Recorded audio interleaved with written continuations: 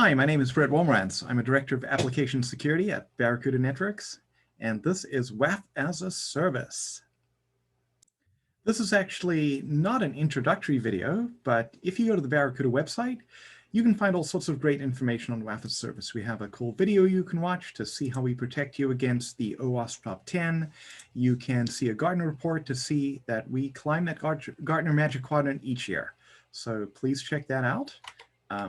I am going to show you an agenda, and the agenda for today is our 30-second intro, which we have more or less just done. I'm going to show some attacks. I'm going to show some SQL injection, a little bit boring, but I'm going to show it, make it quick. I'm going to show some cross-site scripting and some cookie stealing, a little bit less boring, but not great. I'll show some SQL Map and Hydra, two classic old tools, show some slow Loris, and then some headless Chrome. So if that sounds as much fun to you as it does to me, then let's get started. Oh, and I should say you just need to know what the OWASP Top 10 is and a couple of other things I'm showing here on the screen, including go look up Pizza as a Service if you haven't seen it. It's a cool analogy to what WAF-as-a-Service is. And please understand what a full proxy is. That's important because with WAF-as-a-Service protecting your website, customers will, or clients, requests will go to WAF-as-a-Service first, and then if the requests are clean, the WAF-as-a-Service will pass them on to your website. If it's an attack, WAF-as-a-Service will block it, and the attack will not get to your website. And then the two domain names we've got here, Bad Store Origin is the origin server, the web server, aka the backend server. That's your website. And Bad Store-WAF-as-a-Service is WAF-as-a-Service. So I'll be hitting both sites. So please remember which one is which, and here we go. WAF-as-a-Service has got great stats and graphs. You can see here all the types of attacks. This is on one of my test sites that have happened. The attack origins geographically are mostly from the USA because I'm the one who's been doing the attacking. Here are the types of attacks, and it's not just OWASP Top 10, there are bot attacks as well. So lots of fun times there, and I just wanted to quickly show you that. Let me show you what I've got deployed for today. Essentially, we've got our endpoints. If you remember, Bad Store-WAF-as-a-Service, that is our WAF. So that's listening on ADN 443, redirecting to 443. We want that encrypted goodness. And then my origin web server is here, Bad Store Origin. So let's look at those, what those websites actually look like in the browser. So over here, I'm on Bad Store Origin. That is going directly to the backend web server. And here is Bad Store WAF-as-a-Service. So on the Bad Store Origin, I can do a SQL injection attack, just like that. Let's see that again. It's a classic or 1 = 1. And the attack succeeded in the sense it didn't dump the user database, but it did tell me we're using MySQL, which will become important later when we use SQL Map. Okay, and here we are on the protected site. Now, is this SQL injection going to work? Yes or no? No, it is not going to work. Here's our incident ID. See, it ends with FDB, and there is my IP address. So if we look over on the logs for WAF-as-a-Service, right here, we see the incident ID, remember FDB, and my IP address, and there is the SQL injection we did. So let's move on to cross-site scripting. Let's show how that works. So if we go back to the website, remember this tab is the WAF, this is the clean site. Let's go back. Let's pretend I'm an attacker and I'm going to put some cross-site scripting malicious code in the comment guest book. So my name is good guy, good@good.com. Let's do barracuda.com for now. And here is the cross-site scripting attack I'm going to put in. It's a cookie stealer. I want this to do something useful. So what this is it's going to create some JavaScript that will reach out to my command and control server and pass the cookies from the document. Now, I'm not logged in. I don't have a login because I'm an attacker. I'm going to store this in the comic book so a logged in user gets their cookie sent. So let me add that. You see there's an errored image that causes the JavaScript to run and go to the command and control server. Okay. So let's go and see what the command and control server looks like. It is not that exciting. It is just Netcat listening on port 80. That's all it is, but we should see that cookie come in. So oops, let's go over here and let me actually log in. So I'm going to log in as big@spender.com, and the password is money, and we will see how I determine that password later.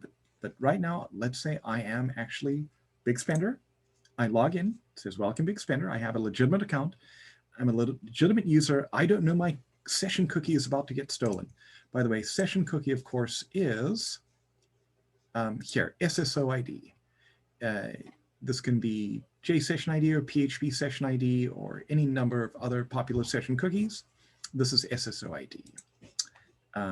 Now, let's say I just want to go and write a comment. My name is Big Spender, Biggie Smalls, and I'm Biggie at, let's say I'm big@spender.com. And then let's say my comment just is, I love Bad Store. Okay, so I'm going to add that entry, bam. And there it is. There's my entry, I love Bad Store. So nothing bad happened as far as I'm concerned. But behind the scenes, let's see if my cookie got stolen. So if we go over here, bam, look at that. And how did this happen? Here is the stolen cookie. I'm going to copy that to my buffer. Now I'm going to act like the attacker. So let me see how I can use that stolen cookie.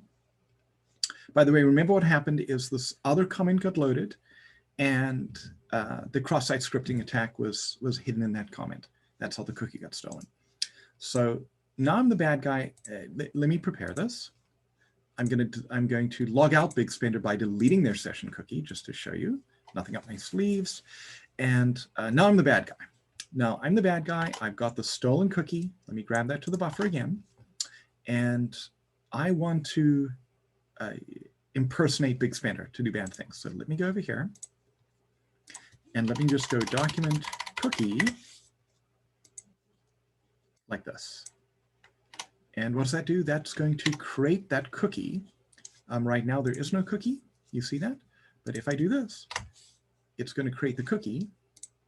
And there. Using that stolen cookie, I've impersonated Big Spender. I can do bad things pretending to be that user on the website. So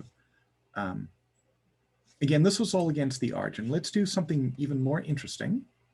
So let's look at some website defacement code. Okay, so this is a little bit different. It doesn't steal cookies. It's instead going to put some bad looking CSS up on the site for anyone who sees it. And it's kind of dramatic. So don't be too scared, but let's take a quick look.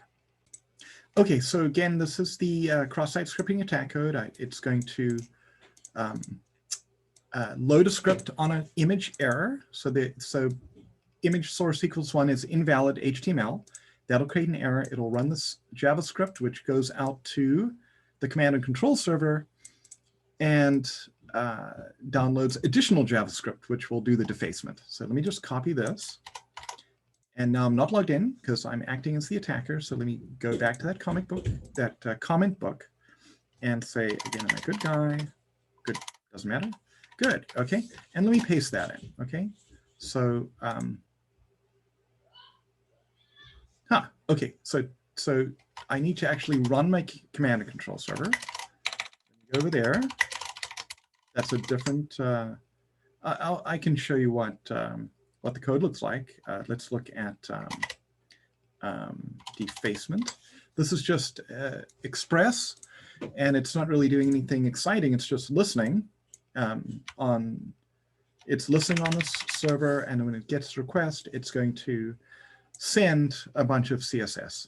Okay, so it's more interesting to look at the append child phrase here, which is actually going to append that CSS to the document body.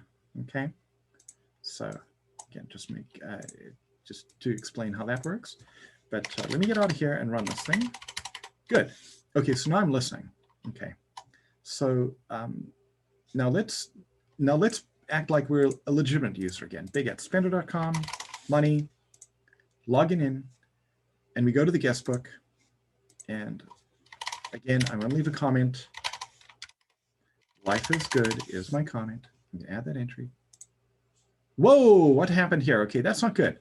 Okay, so here's some, this could be any bad code. It could be text or images or graphics. Really, I've been able to append to the document body just about anything I want. I could send customers, I could say, hey, we're going to a competitor's website. There's lots of bad stuff we can do here. So defacement is bad. How did this happen? If we actually look at the network flow and I reload that page, you see here's the broken image. That causes this script to get downloaded, which causes this CSS over here to get appended to the website. So this cross-site scripting attack, JavaScript injection attack, forced my browser to go to this command and control server and download the bad JavaScript, okay? So bad news, but will this work against the WAF protected site? So far, we've been going directly to the origin. So if we go to the WAF protected site and we put in anything we want, let's try and put this in. And no, it does not work because the WAF sees that as cross-site scripting and it just blocks it. There's the incident ID, remember D6D.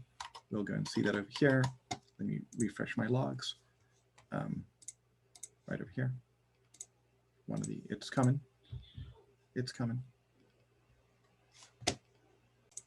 And then it's right there. So there's the incident ID, D6D, and it's cross-site scripting. And it shows me what happened and who it was and what was happening. So the WAF is going to block all those sorts of cross-site scripting attacks.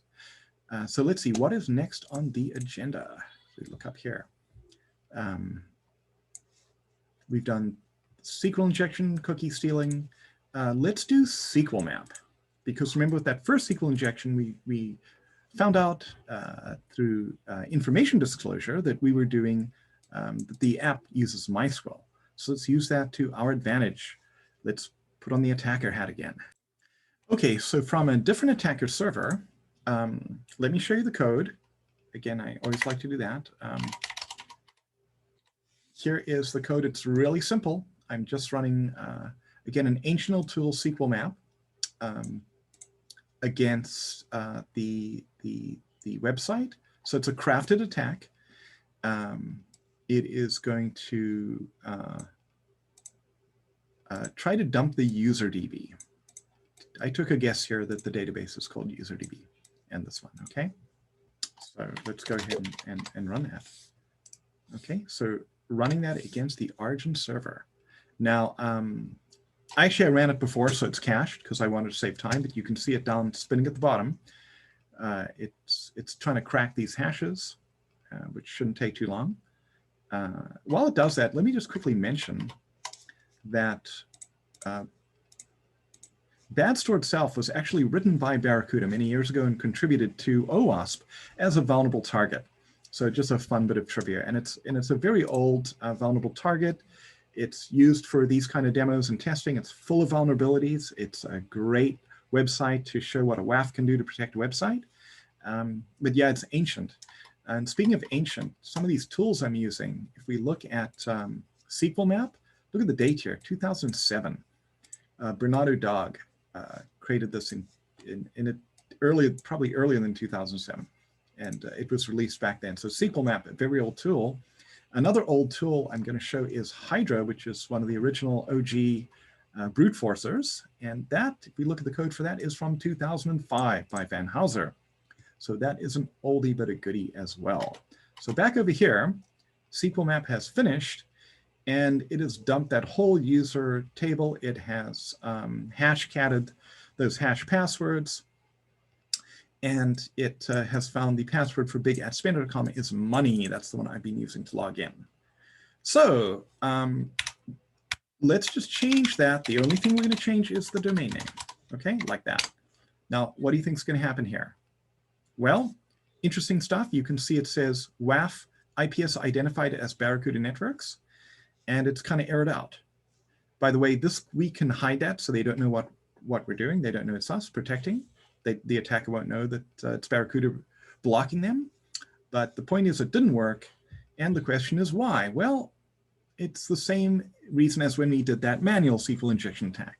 It's a SQL injection. And as such, if you look at the firewall logs, there's just bazillions of SQL injections going on here, okay? And so SQL map is blocked out of the box by the WAF, just like the cross-site scripting. We didn't have to do anything fancy. So the next tool we're going to use is actually called Hydra, which is just going to connect to the website and put username and password combinations into a login form and see if any of them work. So it's not necessarily an attack per se. It's not a SQL injection. It's not a cross-site scripting. So the WAF has to be a little bit smarter to detect that, because it really just looks like a user trying a bunch of passwords to log in. And if we look at, if we look over here at my, here's the script I'm going to use. And this is really just going to do Hydra over to the login, and it's going to put the username in the email field and the password in the password field. And I'm just using this the selection of passwords here. Okay, so this is just easy and simple for a demo. In real life, yeah, you'd use all manner of stolen credentials from the dark web, from data breaches that have happened.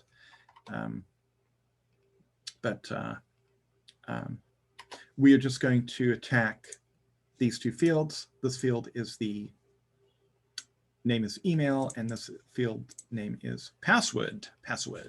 So we're going to attack those against the origin. So let's go ahead and do Hydra.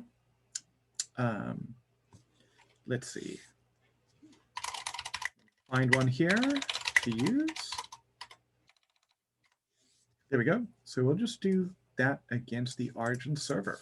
So let's fire that up. And let's see what it can find. Let's see if it finds a successful combination. And it does. It finds admin and secret. So it looks like we can log in as admin with password secret. And we are now the master system admin. Let's clear that session cookie to continue our testing. Good. So what will happen when we do the same Hydra attack against WAF-as-a-Service? Do you think it will block it? Do you think it will block it? For SSL? Do you think it will block the attack? What will happen? What do you think will happen? It looked like it didn't block it. Isn't that interesting? But yet, let's keep trying. Let's keep trying and see what happens. Let's kind of keep going. Still working. Still working. Kind of keep going. And that's wrong. Look at that. That's the wrong password. See that? Isn't it interesting? So something is blocking it and messing with it. The WAF has done something, and now 0 passwords are found. So let's see what happened. How did the WAF fix this? Let's refresh these firewall logs. They're coming. They're coming. Let me show you what we did. Under the WAF, under web scraping, we selected insert JavaScript in response. So remember, the WAF is a full proxy. The client is going to the WAF, and then the WAF takes that traffic, sends it to the backend web server, and then the backend web server serves up the web page, which comes back through the WAF to the client, or attacker in this case. And when that web page comes back through the WAF, we insert a bit of JavaScript right here, and that JavaScript looks to see if there's a simple attack tool like Hydra, which is just brute forcing, and it's not JavaScript capable. So by inserting that JavaScript, we can tell that Hydra and all the classes of Hydra type tools are not JavaScript capable. We know that they are bad, and we're just going to block them. In fact, we're going to block them by sending them a CAPTCHA. So that's how we do that.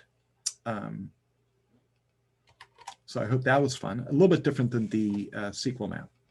Let's see if that log showed up. Web scraping bots. See that? Web scraping bots. JavaScript evaluation failed. Good times, good times. Okay, what's next on the agenda? We've done SQL map, Hydra, ancient old tools from Kali Linux. Slow Loris. Let's do Slow Loris. What is Slow Loris? What effect will it have? What effect will a slow attack have on my website?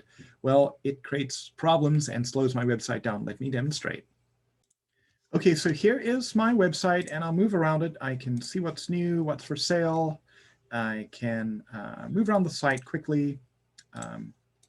Pretty snappy site, right? I could use something simple like curl to see the latency of the site, but you can get an idea. The site is pretty responsive and it's quick here. Okay, so let's try to slow it down with that slow attack.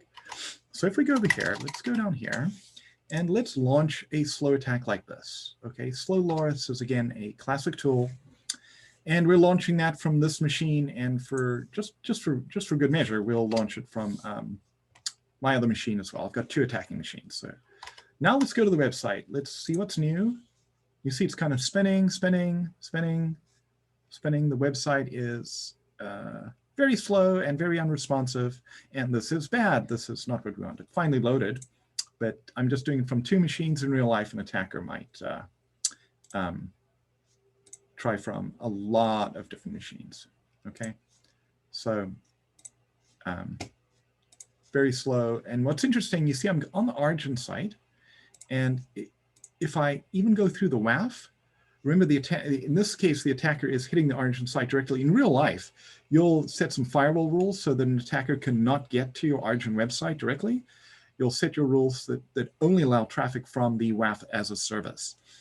But in this case, you'll see it's reasonably slow no matter what we're doing. We have to like fully block this attack, okay, to make it happen. So we have to fully block it.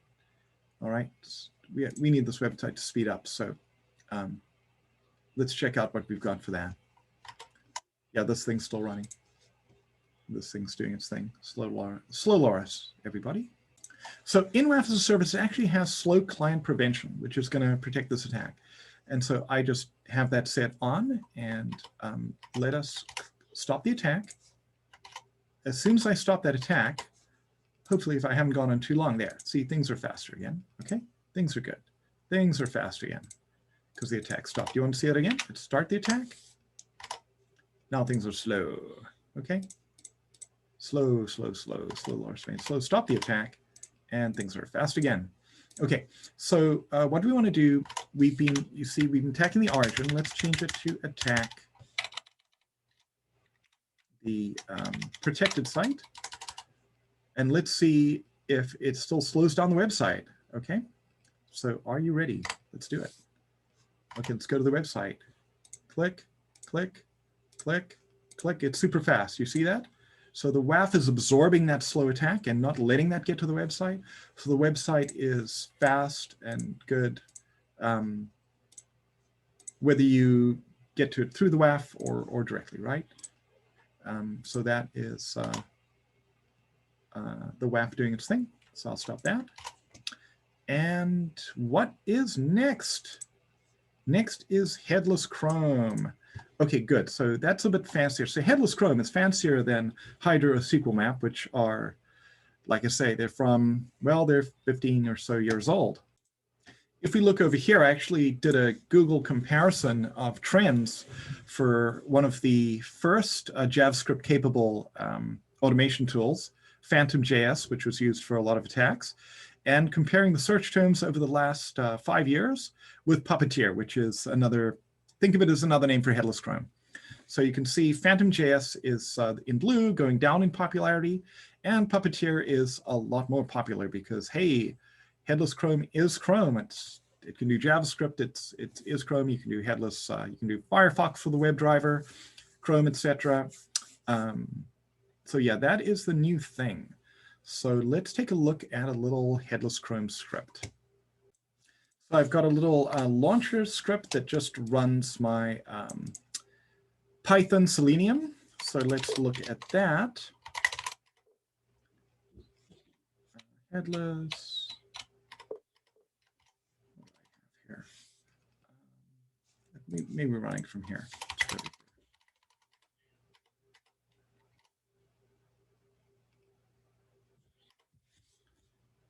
There you go. Okay, so this is a very simple Selenium driver for headless Chrome. Here's an example of what it's going to look like when it runs and usage. I am not an attacker. I could not make a living as an attacker, so this is bad code. No one would buy this from me. This is just for today's demo. But it's doing some interesting things. It is going to go and fill in some login fields. And it's going to do it as Chrome. And it's going to use some random user agents. I actually have in this version over here. I'm using, you don't have to, there's no test here. You don't have to memorize any of this.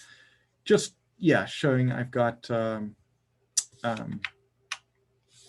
fake user agent module coming in to some random user agents. And yeah, it's just a Chrome driver, headless Chrome. Headless Chrome, it's sending some keys. It's pretty simple. I mean,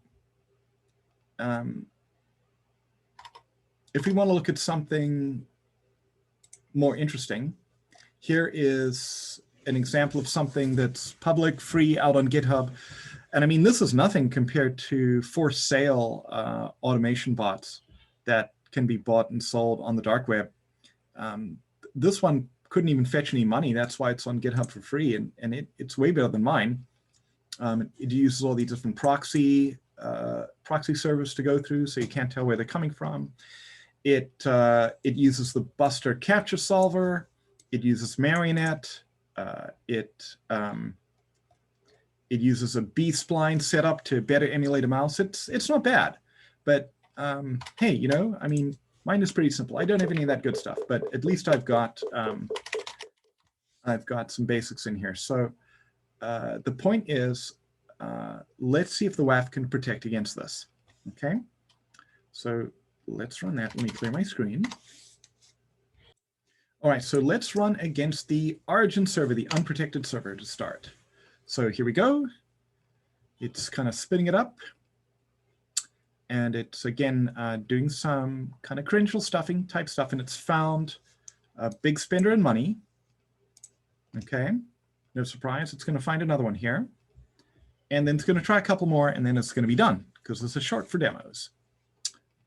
In real life, there are these enormous databases that of username, password, credentials from all those breaches that we read about all the time. All right, so let's try the same script against the protected site. Okay. All right, let's try that out and see what happens. Now, spoiler alert, I might or might not have the correct protections in place for this. I might have to go and turn something on, which I'll show you. So let's see. So far, it looks like it's kind of working, right? So it looks like the WAF might need a little bit of tweaking to block this. Whoops. Or not. There we go. OK, so it is blocked. And look at all this cool stuff. There's a capture coming back. Yeah, this is making my life difficult, right? And trust me, this, if you remember looking up capture over here and recapture, yeah, it's pretty tough. It's pretty tough to solve that. But the WAF has blocked this. And if you look what it's done here, it's actually found a username and password combination that are one of those that is in one of those stolen breaches. And if we look here, we have got, yeah, hiding around here, credential stuffing protection. That is on. So it's finding the username password by itself, and it's protecting. Credential stuffing protection is pretty simple. What we do is, in legal ways, we obtain hashed copies of those username password combinations, and so we know if an attacker is using a stolen database of credentials, and when we see them coming in, we block them. So it's that simple. So that takes care of, in order, once again, the basic SQL injection, cross-site scripting, some cookie stealing, some defacement was fun, right? A little bit, right? Come on, it's a little bit of fun. SQL map, Hydra, Sololoris, headless Chrome. So we looked at a lot of fun stuff and how the WAF can block that. So thank you very much for staying with me this long, and I hope you enjoyed my presentation here on some attacks, some applications, some OWASP type stuff, some bot stuff, and I showed you how WAF-as-a-Service can help prevent this from happening to your website. Thank you, and see you next time.